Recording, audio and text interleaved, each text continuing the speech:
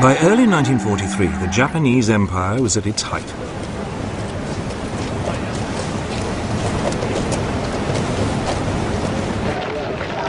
The country had occupied Malaya and Burma, the Philippines, and the Dutch East Indies, Indonesia today. These territories had become vital sources of strategic supplies such as oil and rubber. Now the United States laid plans to roll back the Japanese gains.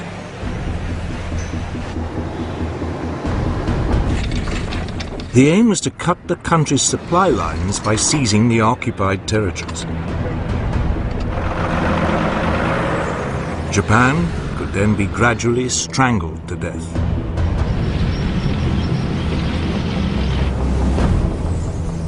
But to win in the vast expanse of the Pacific, the US would need to develop new forms of mobile warfare. They would be based on amphibious landings supported by aircraft flying from carriers.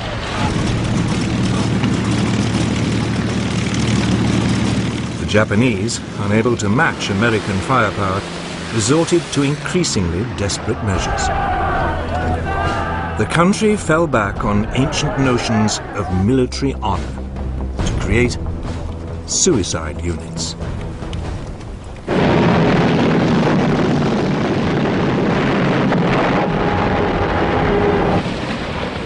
The result would be a terrible loss of life.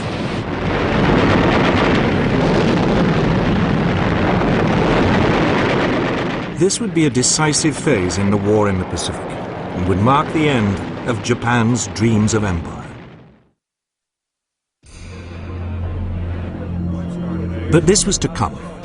Back in the spring of 1943, the US military chiefs faced a dilemma. They had been presented with two options for the defeat of Japan. The flamboyant US Army General Douglas MacArthur, commander of the US and Australian forces in the Southwest Pacific, favored a primarily land-based route. His idea was to seize the Solomon Islands, Papua New Guinea, and the Philippines.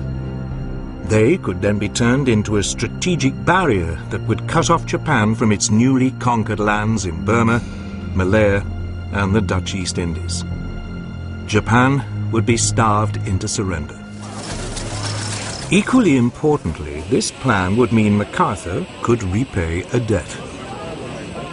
Earlier in the war, he had been kicked out of the Philippines by the Japanese, and he had promised to return to liberate the country. But the US Navy had a different idea. It would bypass the heavily defended Solomon Islands, Papua New Guinea, and the Philippines. Instead, it would seize a string of much smaller islands scattered across the Central Pacific and close to the Japanese homeland. Rather than a barrier, the US would have a series of strategic bases from which to attack Japan's supply lines.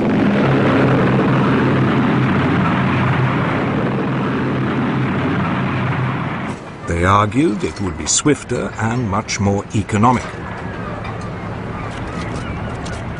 The American military command put off the decision. Both the Army and Navy were told to go ahead.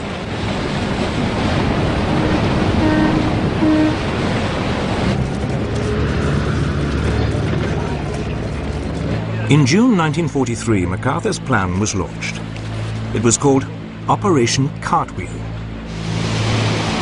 The first target was the major Japanese military base at Rabaul on New Britain in the Solomon Islands. It would be a two-pronged attack.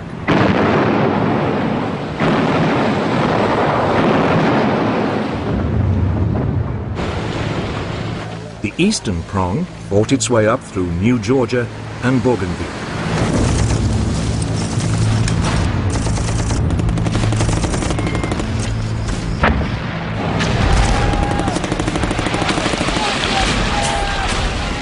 the western prong battled its way through Papua New Guinea.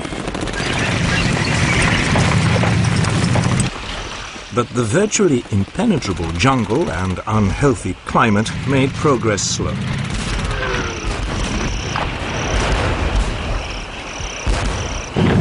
It was nearly 9 months before the pincers met, and the Japanese base at Rabaul was isolated.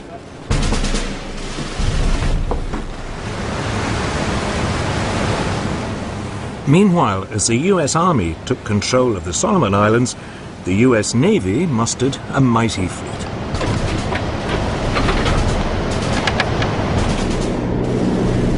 It included the first 4 of the brand new Essex-class aircraft carriers.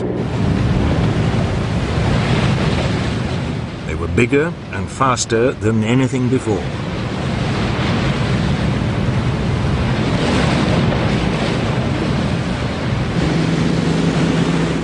The new carriers were equipped with outstanding new planes like the Hellcat and Corsair fighters, Helldiver dive bombers, and Avenger torpedo bombers. Together, they both outperformed and outnumbered their Japanese opponents.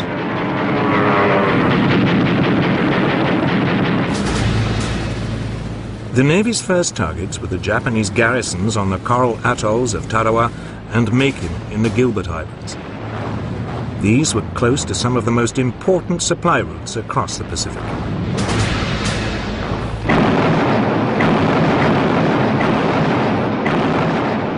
For a week, the atolls were bombed by carrier-based aircraft.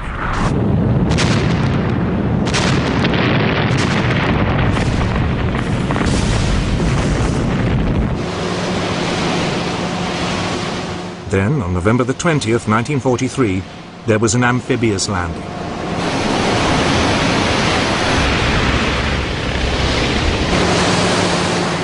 Makin was captured with little difficulty.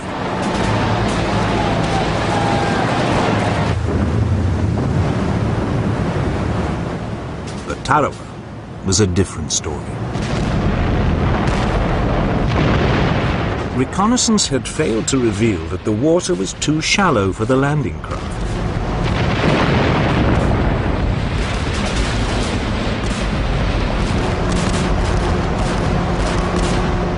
As the Marines waded ashore, they came under intense fire.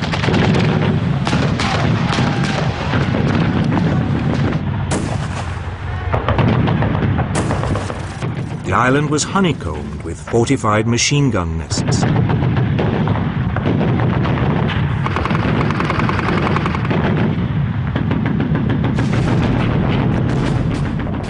US troops who made it to dry land were pinned down on the beach.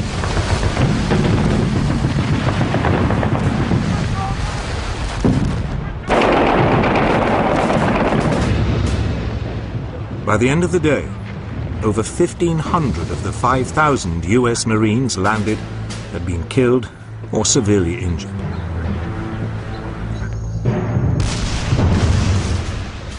Over the next 2 days, frontal assaults pushed the Japanese back inch by inch. Very often, only flamethrowers could eliminate the Japanese strongpoints.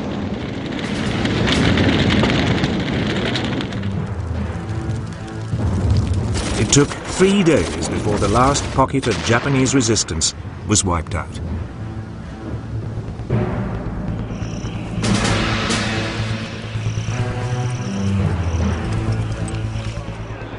Of the 4,200 Japanese troops on the island, only 17 were captured alive.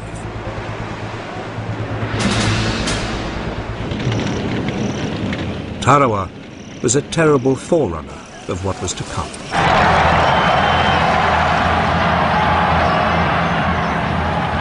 The Japanese had shown that there would be no question of surrender. They would fight to the death. It was a grim prospect.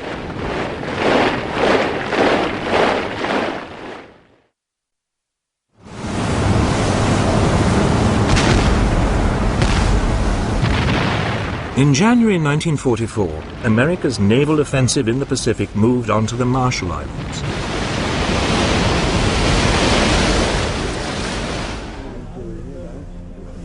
Admiral Chester Nimitz, the US naval commander in the Central Pacific, was anxious to avoid another bloodbath.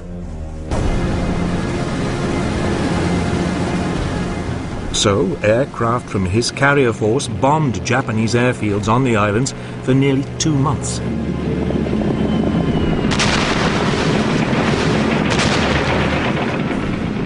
Finally, on February the 1st, 1944, he sent in the assault forces.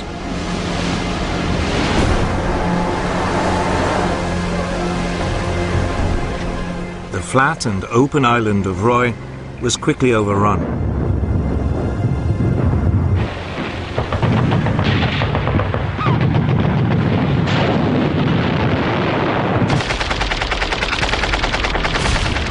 But the islands of Kwajalein and Namur were wooded, and the Japanese resisted fanatically.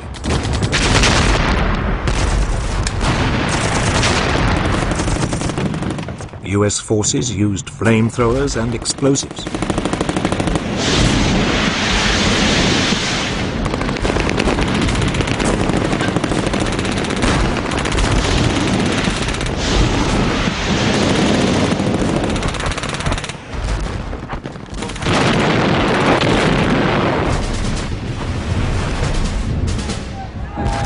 The Japanese responded by launching suicidal banzai charges.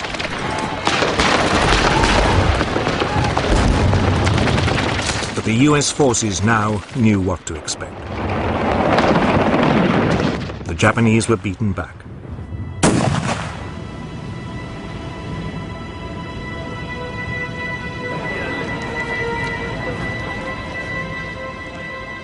Over 8,000 Japanese soldiers died, for the loss of less than 400 US lives.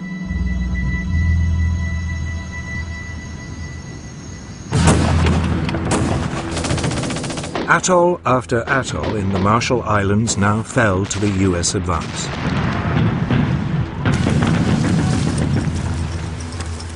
Kwajalein was followed by Inu Atoll. The island of Truk was bypassed and cut off. Though a small Japanese garrison would remain undefeated until the end of the war.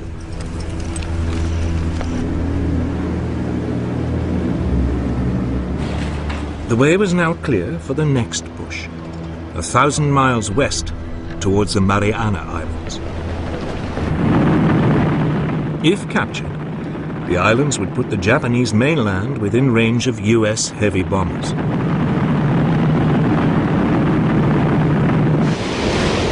They would also enable America to block Japan's supply lines from Southeast Asia. On June 11, 1944, the US started to soften up the 3 main islands in the Marianas.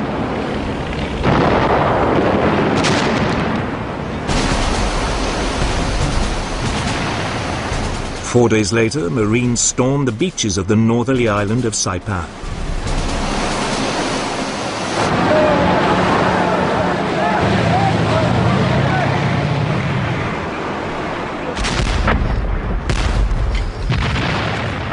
This time, the terrain was mountainous, with many caves, and the preliminary bombardment had not disrupted the Japanese defenses as much as had been hoped.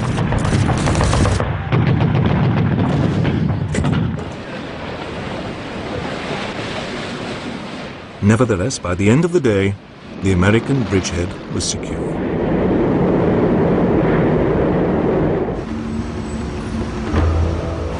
In Tokyo, the news caused mounting alarm. The Japanese High Command now sent a carrier fleet to rescue the situation and save the Marianas.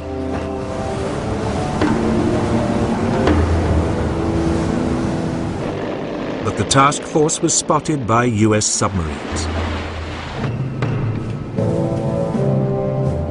The Americans sent their main carrier force to intercept the Japanese.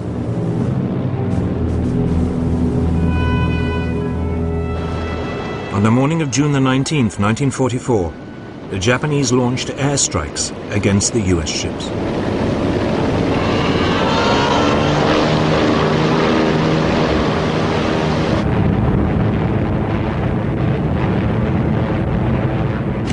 But US radar saw them coming.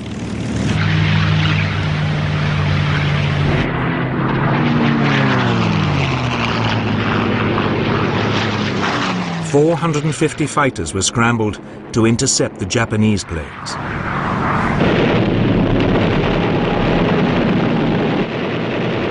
It turned into the largest aircraft carrier battle ever fought.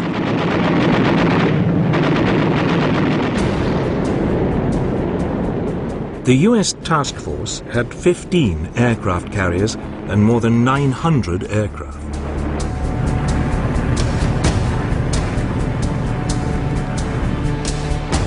Ranged against it, the Japanese had 9 carriers and nearly 500 aircraft. But Japan had lost many of its experienced air crews during the Solomon and Marshall Islands campaigns. Its novice pilots faced battle-hardened US flyers.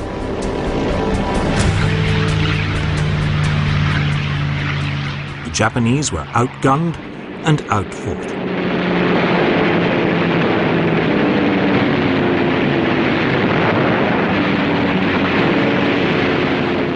It would go down in history as the Great Marianas Turkey Shoot.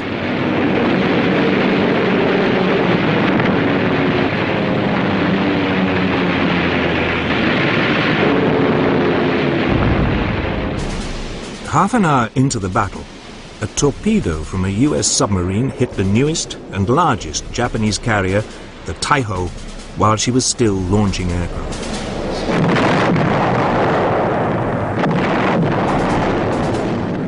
The Battle of the Philippine Sea had claimed its first major victim.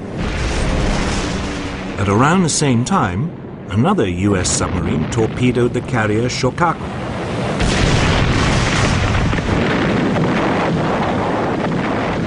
She was completely destroyed.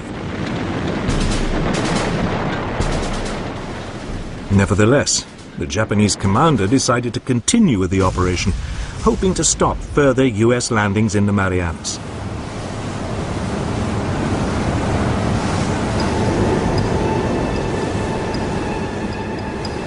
For much of the following day, the US forces tried to pin down the exact location of the remaining Japanese carriers. Bearing 096. It took them until the afternoon to find them. It was late in the day to launch an attack, and the aircraft would have to fly at the limit of their range. But the US Task Force commander, Admiral Mark Mitcher, decided to gamble and attack.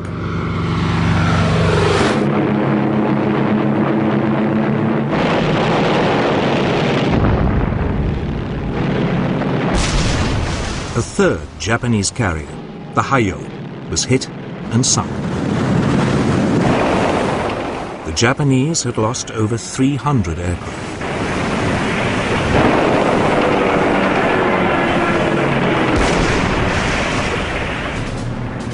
But as the US planes now returned, dangerously short of fuel, they ran into a problem. In the gathering darkness, they couldn't find their own carriers. Many ran out of fuel and had to ditch in the sea. Mitcher, in an act of extraordinary courage, ordered his carriers to switch on their lights to guide in the returning aircraft. Fortunately for the Americans, there were no Japanese submarines to see them. Nevertheless, over 80 US planes were lost, either through having to ditch in the sea or through crashing while they landed.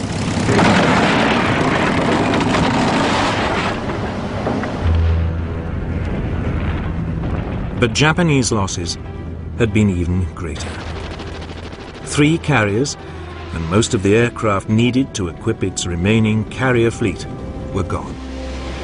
From now on, the United States Navy would dominate the Pacific, striking when and where it wanted.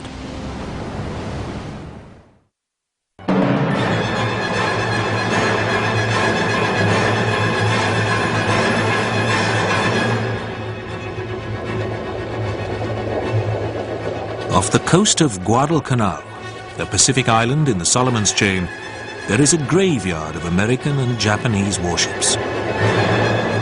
They were sunk in a savage 6-month battle. Their resting place is known as Iron Bottom Sound.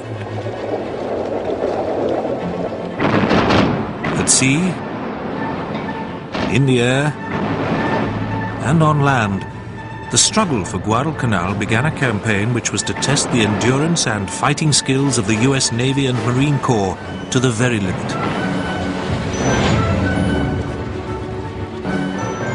It began with an unopposed American landing and the capture of a vital airfield.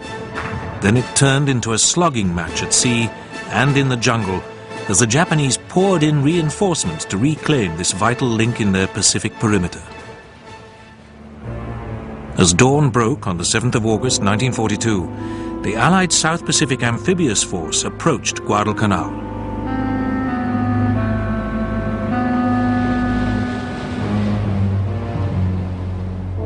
Witness to their arrival was Martin Clemens, a member of a remarkable organization, the Coast Watchers. They were a group of Australian and British traders and planters who had stayed behind when the Japanese overran the Pacific.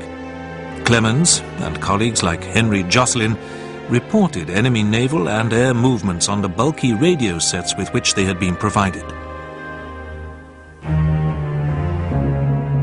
The Coast Watchers and their Melanesian assistants formed a unique observation screen running from the border of Dutch New Guinea to the New Hebrides.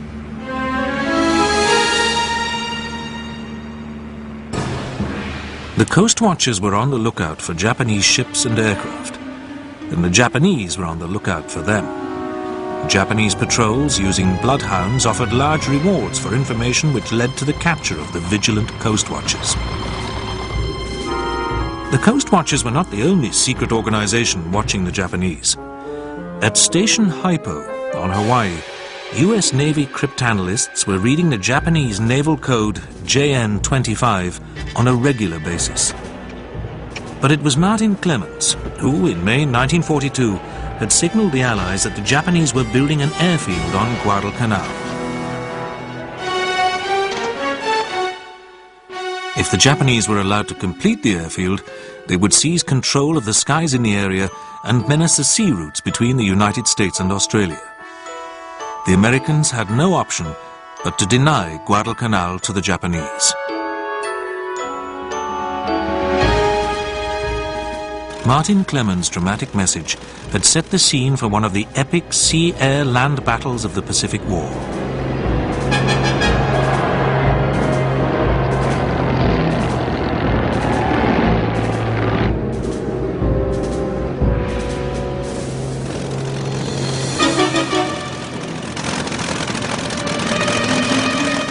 It would be a fight to the finish.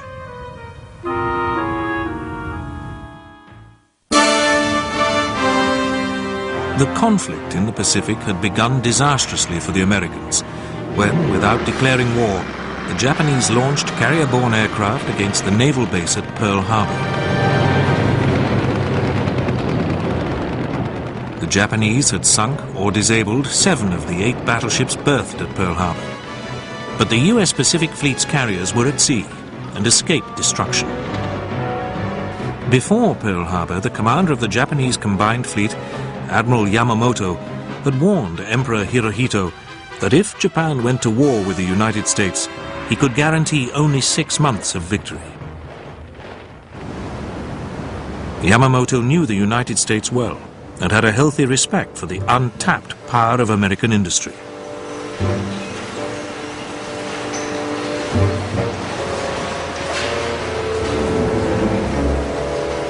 When this was converted to the waging of war, it could become an unstoppable force.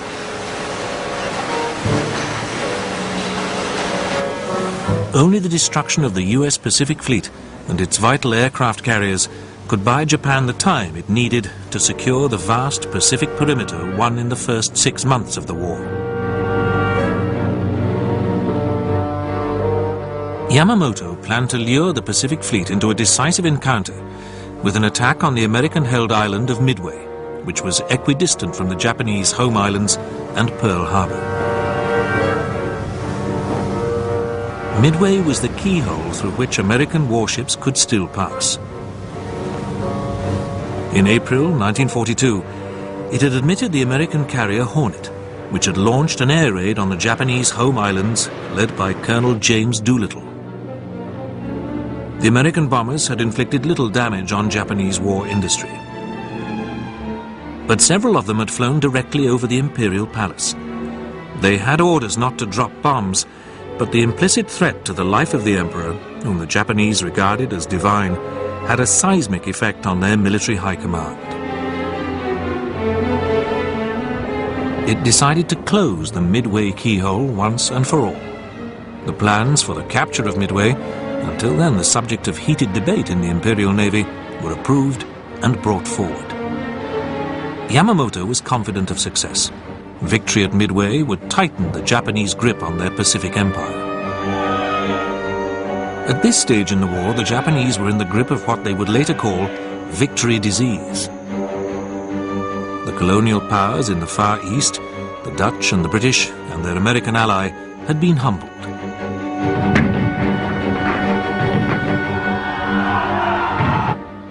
The British had been driven out of Malaya and Singapore and then bundled back across the Indian border.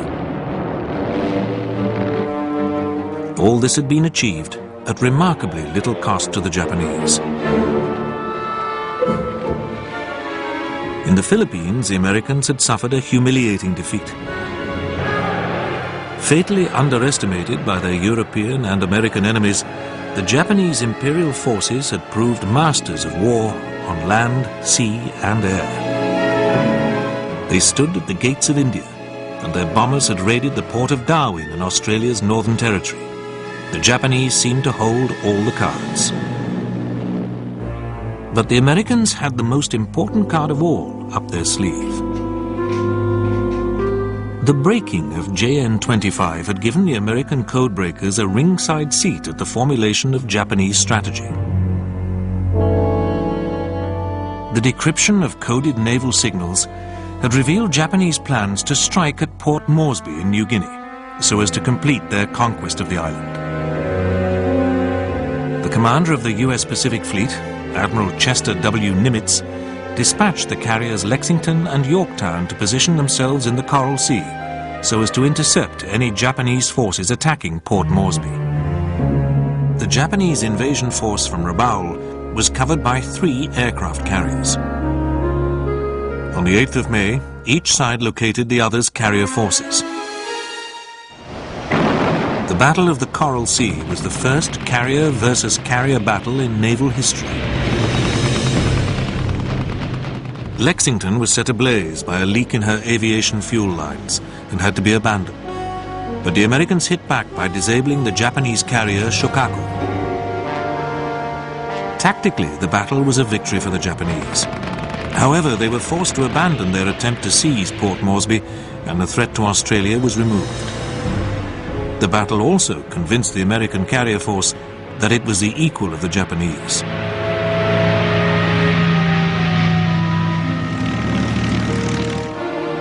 The Japanese now put their Midway plan, codenamed MI, into action. A diversionary attack was to be launched against the Aleutians in the north, while the Japanese First Air Fleet, commanded by Admiral Nagumo, concentrated against Midway. Meanwhile, the battered Yorktown underwent hasty repairs at Pearl Harbor before rejoining Task Force 17 under the command of Admiral Frank J. Fletcher.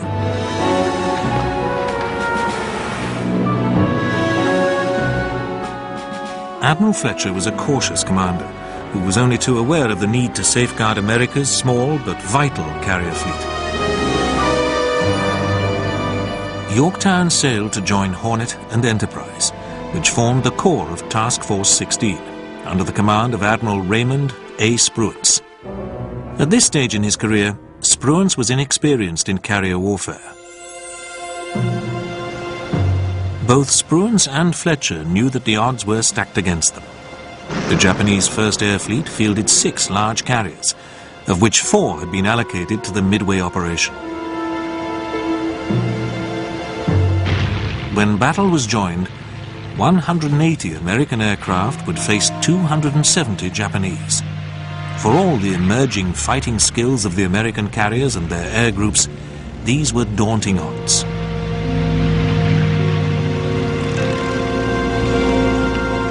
The equalizer in this equation was the American access to the Japanese naval code JN-25. Nevertheless, in the opening moves of the Midway campaign, Japanese radio security gave little away. The operation itself was designated MI, which might have meant anything, in spite of the implied reference to Midway Island. In the Japanese plan, Midway itself, little more than an atoll with a small marine garrison supported by an air component, was designated AF. The man in charge of Station Hypo, the brilliant cryptanalyst Commander Joseph Rochefort, was convinced that Midway was the target. But US Fleet Commander-in-Chief Admiral Ernest J. King believed that the First Air Fleet was about to strike at the west coast of America. So Rochefort decided to set a trap. On a secure telegraphic link, he instructed the American garrison on Midway to radio in clear that it was running out of fresh water. The Japanese swallowed the bait. Shortly after Midway had requested fresh supplies of water, an Australian antenna of Rochefort's network intercepted a Japanese cipher transmission which indicated that AF had reported that it was short of water. Rochefort's ruse had revealed the target. Subsequent intercepts indicated that the operation designated MI would start on the 4th of June. The American carriers were in position to intercept the First Air Fleet when it launched its attack on Midway. The Japanese were to be taken completely by surprise. They thought the enemy carriers were on the other side of the Pacific. The first Japanese strike on the island failed to destroy all its targets. The aircraft returned to their carriers to refuel, rearm, and complete their task.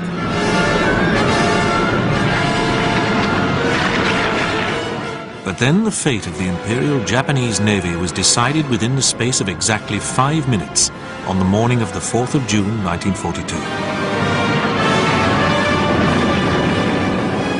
In those fatal 5 minutes, dauntless dive bombers from Yorktown and Enterprise found, attacked and destroyed 3 of the First Air Fleet's carriers. The First Air Fleet had ceased to exist. With the carriers went the Japanese dream of empire. The Japanese struck back. Aircraft from their surviving carrier, Hiryu, disabled Yorktown. The carrier was abandoned and later sunk by a Japanese submarine. But Hiryu did not survive for long.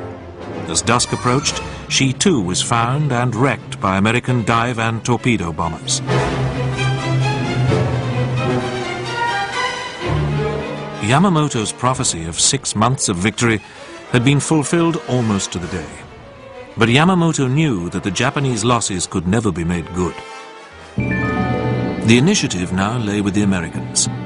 Although they had not lost a single foot of territory, the Japanese would now be forced to defend a vast ocean empire which might be attacked at any point by the gathering might of the American war machine.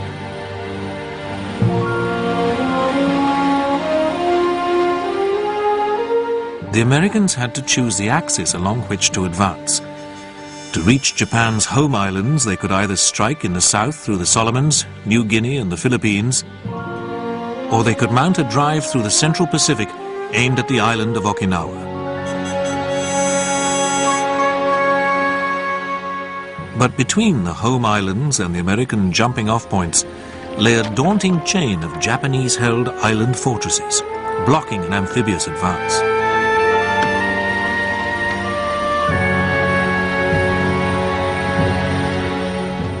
The choice of route depended on agreement between the Navy commander in the Pacific, Admiral Nimitz, and General Douglas MacArthur, commander of the Army forces in the Southwest Pacific with his headquarters in Australia.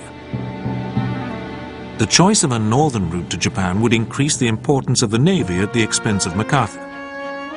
But the small Marine Corps was Nimitz's only military arm.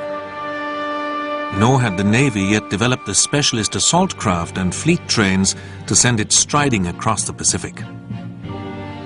In contrast, the Army had the men who were arriving in numbers in Australia.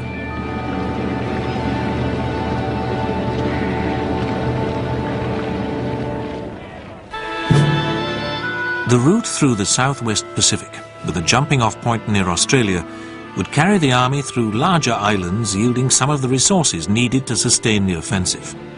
This route would also need less of the presently overstretched shipping services. But the southern route would emphasize the army's role at the expense of the navy, and the brilliant but overbearing MacArthur was not popular with the naval high command. They feared that in these circumstances he would usurp the overall direction of strategy.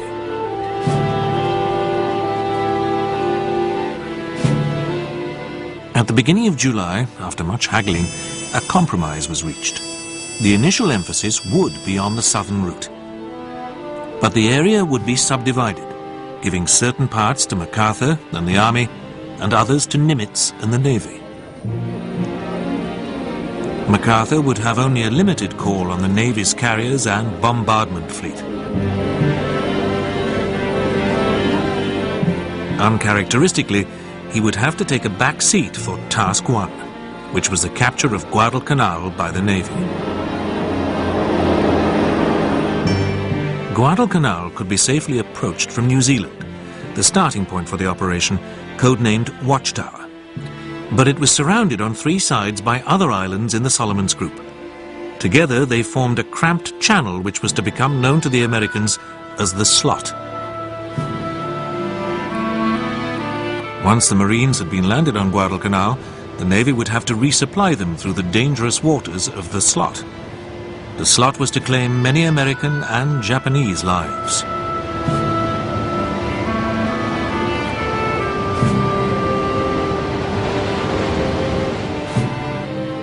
The commander of the Marine Corps landing force assigned to Watchtower, General Alexander A. Vandergrift, was under no illusions about the difficulties of the task which lay ahead. His force of 18,000 men consisted largely of raw troops. He had only 2 months in which to prepare. And his naval escorts had little or no experience of amphibious operations. The men nicknamed the venture Operation Shoestring. There was another problem. On the eve of the Battle of Midway, the Japanese switched to a new code, JN-25C. Station Hypo was plunged into the dark. While the codebreakers struggled to break into JN-25C, they had to rely on traffic analysis. By studying the volume and frequency selection of Japanese radio traffic, the Americans could draw general conclusions about the activity of the enemy's armed forces.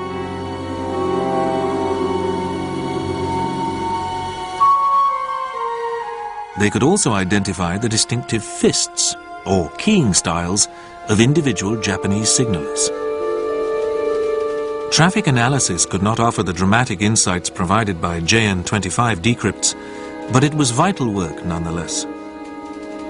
In July 1942, traffic analysis was providing early and alarming evidence that the Japanese were preparing to mount a campaign in the South Pacific.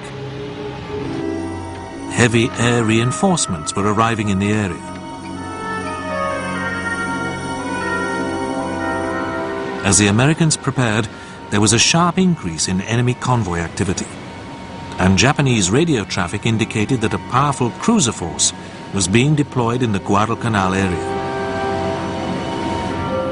The Americans set out from New Zealand without adequate maps of the landing areas. D-Day was set for the 7th of August. The Japanese had their own traffic analysis program, and the new area commander, Admiral Mikawa, based in Rabaul, was concerned about the changing pattern of American signals. But his subordinates dismissed the suggestion that the Americans were about to land in Guadalcanal. On the 7th of August, the men of the 1st Marine Division waded ashore on Tulagi and Guadalcanal, just a few miles east of the Japanese airfield.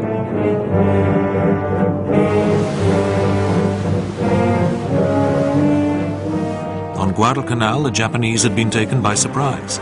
The landings were unopposed. This was fortunate, since the beaches rapidly descended into chaos as men, munitions and stores arrived in completely haphazard fashion.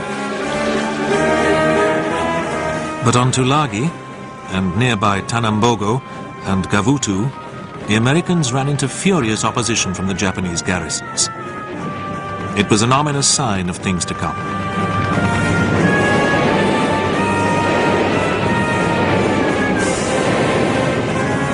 It took a fearsome bombardment from the task force warships to drive the defenders from their positions.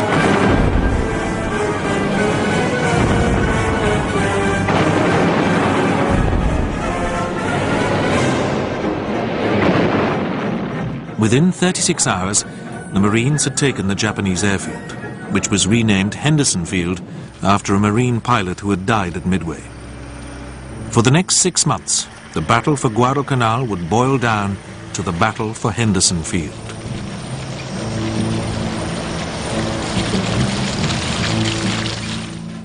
The Marines would soon be deprived of the air cover provided by Fletcher's carriers.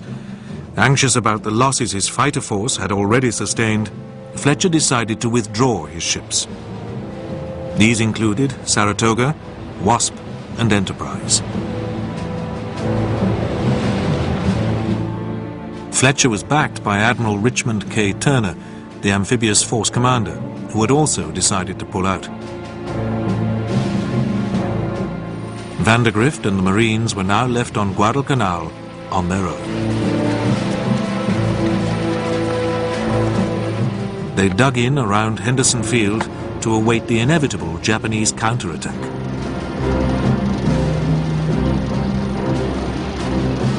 By mid-afternoon on the 7th of August, a force of 7 Japanese cruisers, commanded by Mikawa, was racing towards Guadalcanal.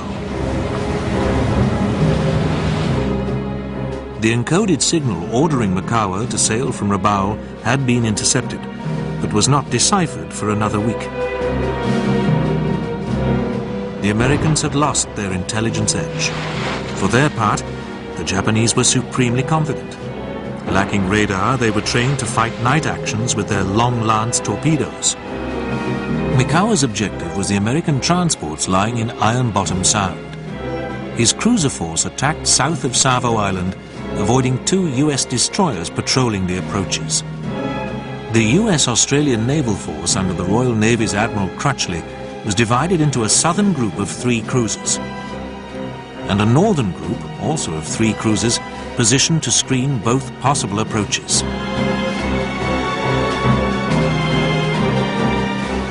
Crutchley, however, was attending a conference to discuss the withdrawal of the carriers. He'd not informed his senior captain that he was now in command of the screening force. His flagship, the cruiser Canberra, was only minutes away from disaster.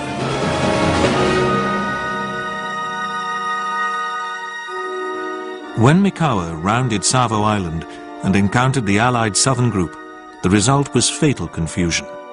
Illuminated by Japanese flares, Canberra was hit by a hail of gunfire. Then Chicago was raked by fire and hit by a long-lance torpedo.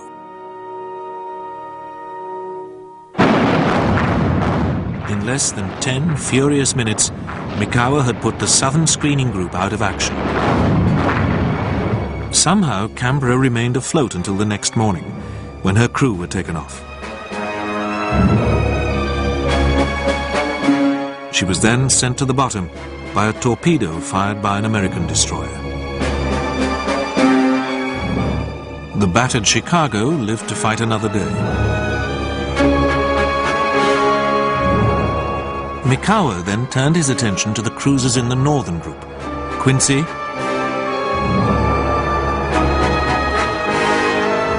Vincennes,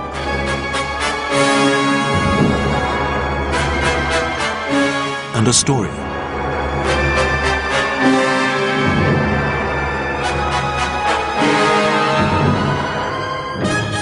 The Japanese force now split into 2 columns, steering northeast towards the still unprepared US ships. In less than 3/4 of an hour, Mikawa's force sank Vincennes and Quincy and crippled Astoria. Only the cruiser Australia now stood between Mikawa and the transports. But fearing attacks from American carrier-borne aircraft at first light, he did not press on. This proved to be one of the most fateful decisions of the Guadalcanal campaign, and one which earned Mikawa the personal censure of Admiral Yamamoto.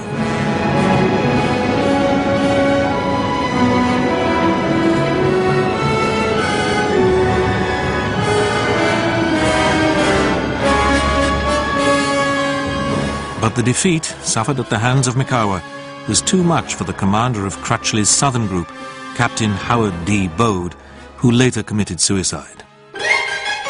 Meanwhile, the Marines consolidated their positions around Henderson Field. The first aircraft, 12 Dauntless dive bombers and 19 Wildcat fighters, arrived on the 20th of August. The Japanese High Command had not yet grasped the seriousness of the threat posed by the Marines on Guadalcanal. They launched an unsupported battalion strength attack on Henderson Field.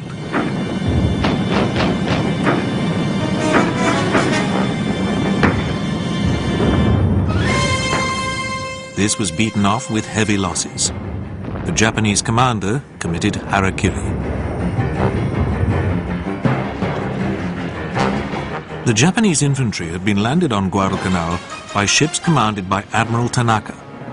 This was the first in a long succession of runs which the Americans were to dub the Tokyo Express. By now, the Japanese had switched codes again, moving on to JN-25D on the 14th of August. They were also planning another run of the Tokyo Express, but this time as part of an elaborate trap set for the Pacific Fleet by no less a person than Admiral Yamamoto.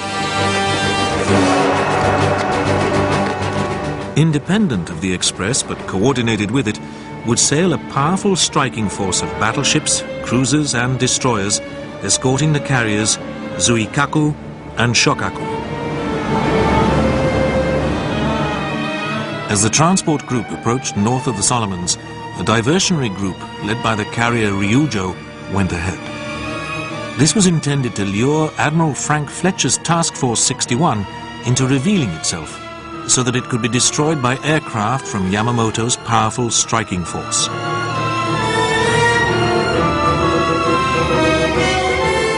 On the 24th of August, Ryujo was duly sighted by Admiral Fletcher's task force patrolling east of the Solomons. Dive bombers from Enterprise sent the light carrier to the bottom.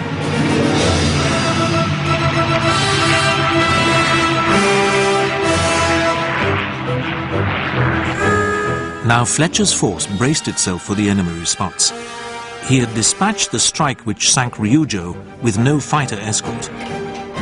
Overhead, he had 53 fighters stacked in 3 layers, waiting for the attack he knew must come. All Fletcher's remaining dive and torpedo bomber crews had taken off to find and attack the Japanese fleet. Saratoga and Enterprise waited, every gun manned and loaded. When the Japanese aircraft arrived, the American fighters beat off the enemy torpedo bombers and their escorts.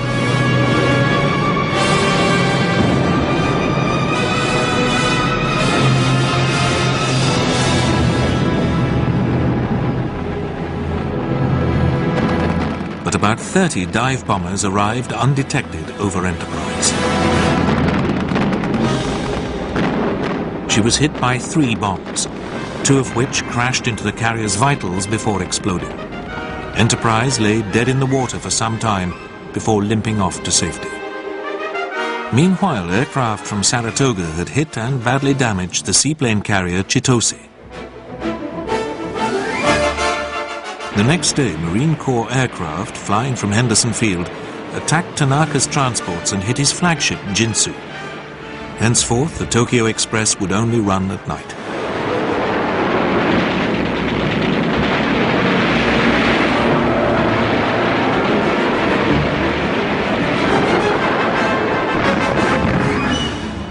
Japanese dive bombers hit back at the American convoys.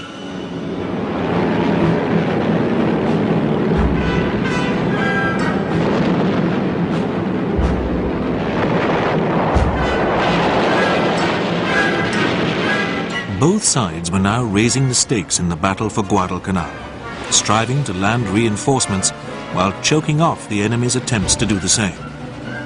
On Guadalcanal itself, fighting raged around a ridge 1 mile southwest of Henderson Field, soon to be dubbed Bloody Ridge.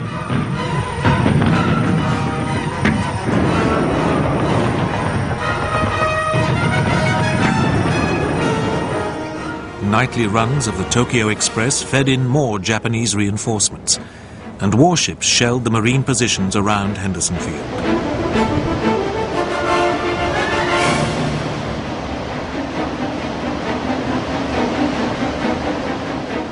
Vandergrift was beginning to lose the numbers war on Guadalcanal. The Americans stepped up their own reinforcement runs, and on the 15th of September, the battleship North Carolina formed part of the escort for a convoy bringing in 4,000 men of the 7th Marines. The troops were landed safely, but on the way out, the convoy's other major element, the carrier Wasp, was torpedoed and sunk by a Japanese submarine. By the end of September, the Japanese High Command had finally grasped the importance of the battle for Guadalcanal.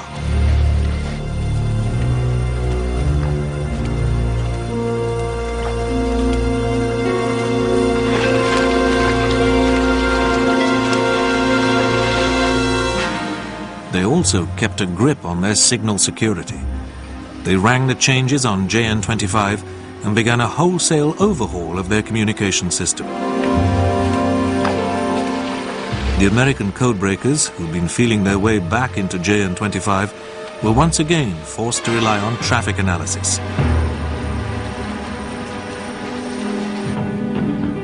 Conditions on Guadalcanal were appalling. The landing beaches clogged with the detritus of war. The fetid jungle alive with leeches and disease. The Japanese resolve to wrest Guadalcanal from the Marines was confirmed on the 9th of October with the arrival on the island of the commander of 17th Army, General Hyakutake, to take personal charge of the campaign. Meanwhile, the Americans continued to run in reinforcements, provoking furious clashes in the waters around Guadalcanal.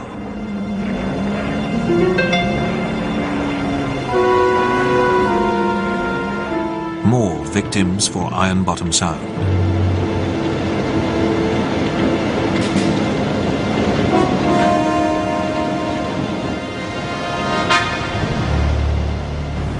On the night of the 11th of October, the Americans and the Japanese made simultaneous landings on Guadalcanal.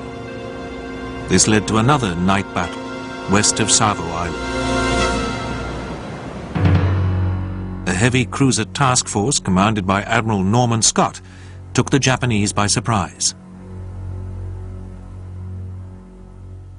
At the end of a confused and bitterly fought encounter, Scott was able to claim victory, proof that the Japanese were no longer invincible by night. Exploiting his advantage in radar, Scott had been able to maul the escort accompanying the Tokyo Express. In the dark, the Americans were no longer all at sea, although they lost a destroyer and one of Scott's heavy cruisers was badly battered.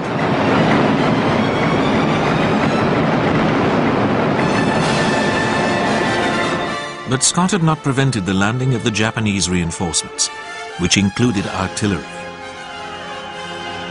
The struggle for Guadalcanal was nearing a new crisis.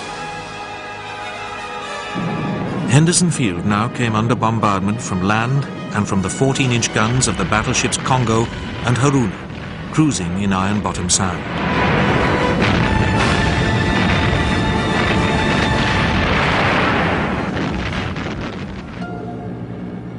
Meanwhile, the American codebreakers were back in business. In mid-October, they warned of a fresh concentration of Japanese transports, cruisers and carriers in the Solomons area. At the same time, the Japanese ground strength on the island matched that of the Marines.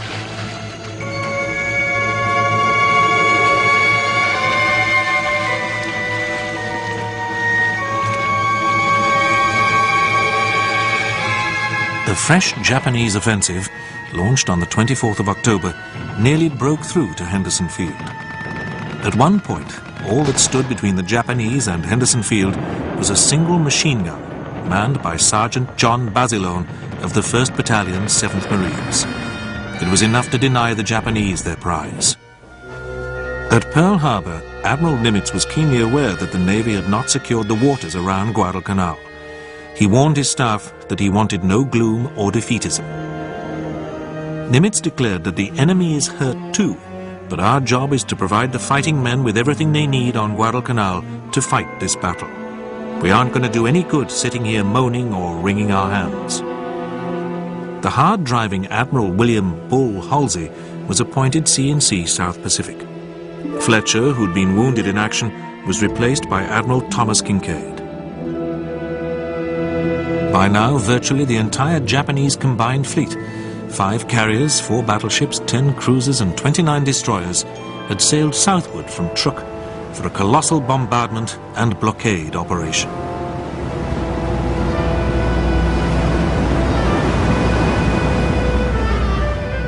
American cryptanalysts intensified their warnings of another Japanese offensive, although they could not pinpoint the precise date and location of the thrust. But Guadalcanal seemed to be the most likely objective.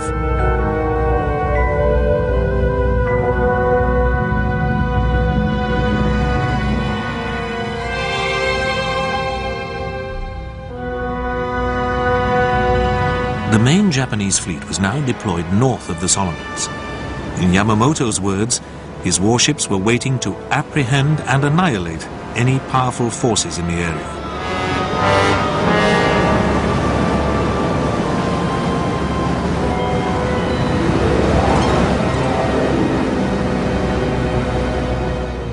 Yamamoto again exercised overall command from the giant battleship Yamato at Truk in the Carolines group of islands. While the fighting swung to and fro around Henderson Field, the Japanese twice postponed the offensive, but time was running out for Yamamoto. The Japanese delay enabled the newly repaired Enterprise to complete the voyage from Pearl Harbor.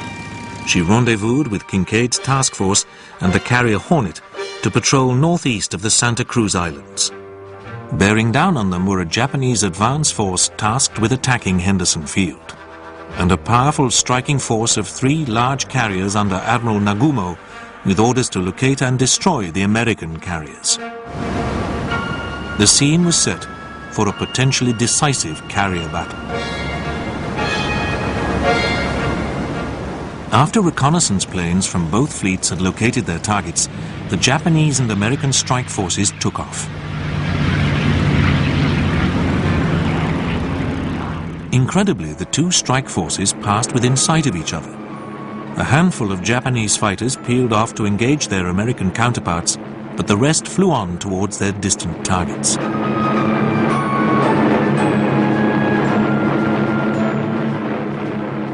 Shortly after 9 a.m., the Americans attacked the enemy carriers. There were direct hits on Shakaku and Zuiho.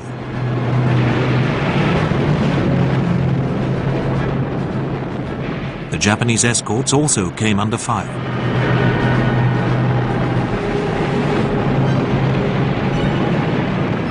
Within 10 minutes, the Americans were also under attack. Hornet was hit by bombs and torpedoes, and in a sinister new development, the carrier was also the target of 2 Japanese suicide planes.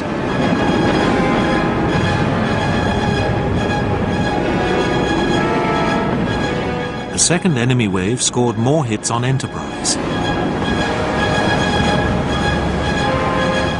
A third damaged the cruiser San Juan. Enterprise was still able to take on aircraft, and Kinkaid decided to break off the action. The battleship South Dakota had also been hit by Japanese aircraft, but lived to fight another day. Hornet had not been so lucky. Now a wreck, she was abandoned and sunk the next day by Japanese destroyers.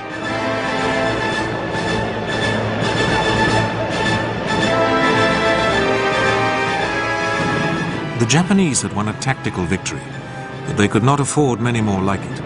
They had lost 97 aircraft and 148 irreplaceable aircrew, including a high proportion of veteran squadron and section commanders.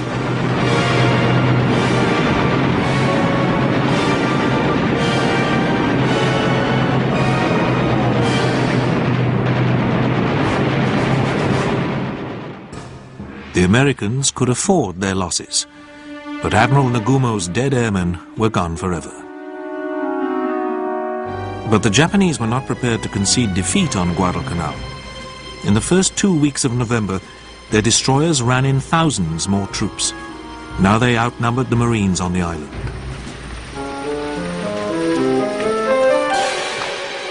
Traffic analysis and the fitful braking of JN-25 had once again painted a partial picture of Japanese intentions. The Americans steeled themselves to face another maximum enemy effort.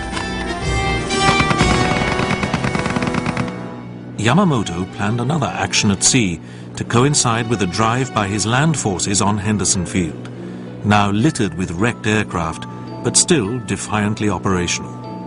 Yamamoto issued his orders on the 8th of November. Within 24 hours, they had been largely decoded and were on the desk of Admiral Halsey.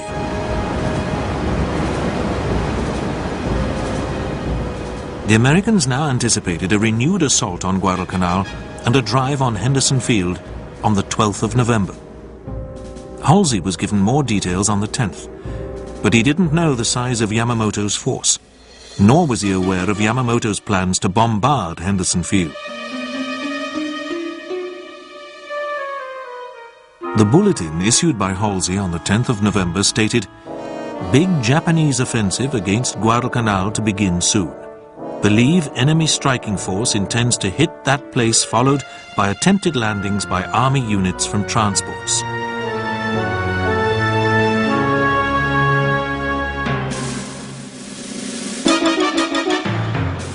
At sea, Admiral Kondo, flying his flag in the heavy cruiser Atago, commanded a formidable advance force of 2 battleships, 6 cruisers, and 21 destroyers.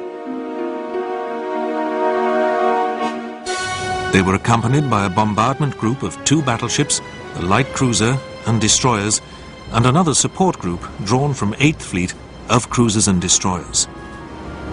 Bearing down on Guadalcanal was a far larger force than the Americans anticipated.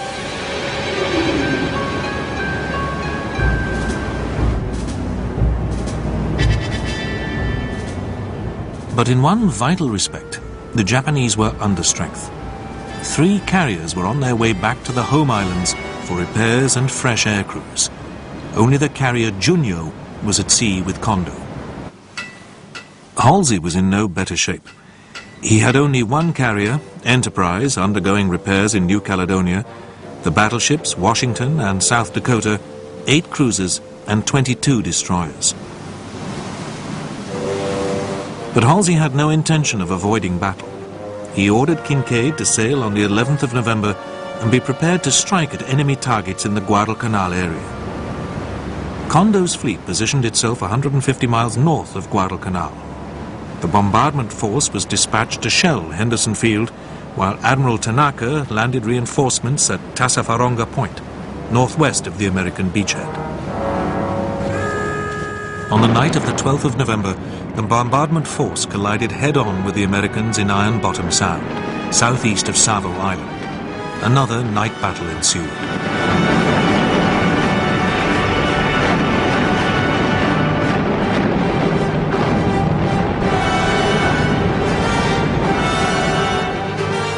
Admiral Scott, aboard his flagship Atlanta, was killed, along with most of his senior commanders, when a shell from the battleship Hiei smashed into Atlanta's bridge. San Francisco's bridge was raked with fire by Kirishima, claiming the life of Admiral Callahan.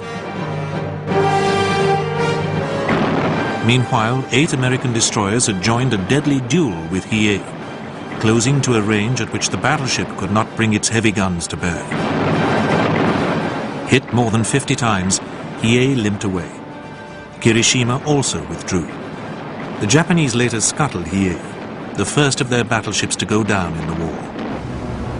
At sunset on the 14th of November, the American battleships Washington and South Dakota intercepted the 2nd Japanese force under Admiral Kondo as it sailed eastward through the Solomon Sea to bombard Henderson Field.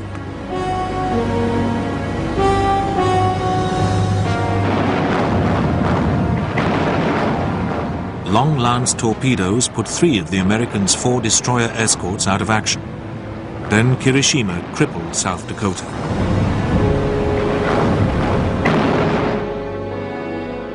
Moving in for the kill, Kirishima was engaged by Washington at a range of 5 miles. Washington opened fire by radar. Hit by a succession of broadsides, Kirishima was set ablaze and abandoned. Kondo, in the cruiser Tagao, sailed away at full speed. Meanwhile, Kinkaid's task force, including the wounded Enterprise, was heading north to engage Tanaka's convoy. Carrier-borne aircraft sank 7 of the Japanese transports. When the 4 survivors were grounded at Tassafaronga the next day, they were pounded by American dive bombers and artillery. The Tokyo Express had been derailed. Despite the American threat, the Express continued to mount operations. At the end of November, 8 destroyers crammed with troops got the better of a strong American cruiser force, but was unable to land any reinforcements.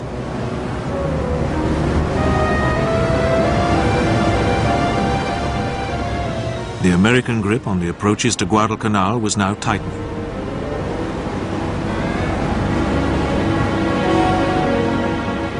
The Japanese had lost none of their flair for night fighting, but the Americans had climbed a steep learning curve to match them in this deadly game.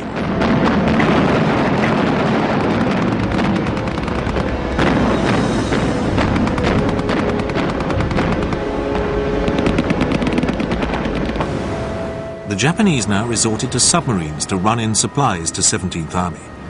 In the first week of December, they delivered 20 tons, a drop in the ocean.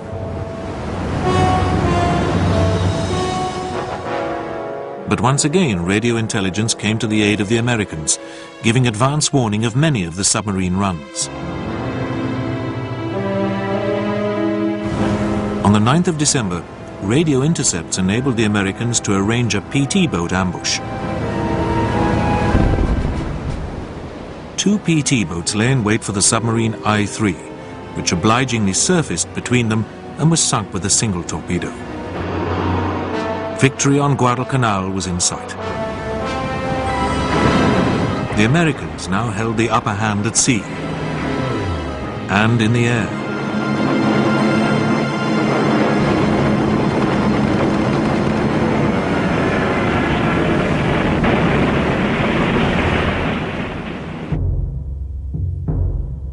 A trickle of Japanese prisoners were giving themselves up. Many starving Japanese were killed by native villagers. Their severed heads decorated the island's longhouses for years to come. Vandergrift's battle-worn Marines were replaced by US Army troops under the command of General Alexander M. Patch. Patch began to mop up. Vandergrift's dogged defense of Henderson Field had turned him into a national hero. The jealous MacArthur sourly remarked that the Marine commander clearly wanted to run for president. At their last gasp, the Japanese scored a final success. At the end of January 1943, Japanese aircraft flying from Rabaul attacked an American decoy reinforcement convoy heading for Guadalcanal in the hope of drawing Yamamoto into another battle. A torpedo sank Chicago, the sole survivor of the Battle of Savo Island. By the end of the first week in February, the Japanese had evacuated 13,000 troops from Guadalcanal. Behind them, they left 25,000 dead and barely 1,000 prisoners. On the 9th of February 1943, General Patch signaled Halsey, "The Tokyo Express no longer has a terminal." Thus began the American fightback, which was to end 3 years later in Tokyo Bay with the Japanese surrender.